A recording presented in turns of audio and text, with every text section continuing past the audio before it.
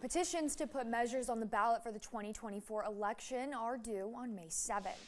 For groups like South Dakotans for better marijuana laws, the push to put recreational marijuana on the ballot is ramping up, especially after yesterday's 420 celebrations. Parker Brown explains more.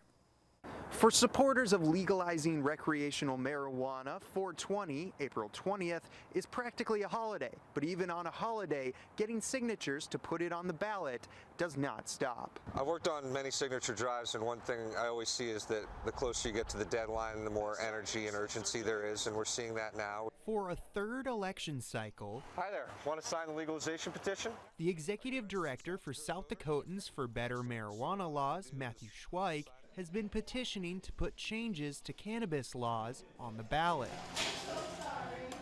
In 2020, South Dakotans voted to legalize cannabis, but some pushback in the courts prevented recreational marijuana legalization, instead only legalizing medical use. In 2022, a measure to legalize recreational marijuana was voted down. Schweik believes the third time is the charm. We do believe that the support is there among voters, and we believe that the 2020 result was really a better reflection of the will of the people. We want to make sure that as many voters as possible get to weigh in on this issue. How you been? Schweik says that constituents have been ignored by politicians on this issue for many years. One constituent, Gail Crike, has been using marijuana for medication. She says that it is the only medication she has been taking for side effects from her ovarian cancer treatments, and that legalizing will help ensure that she can get her medication with her card in other states as well. We need recreational medication so people like me can travel to those states,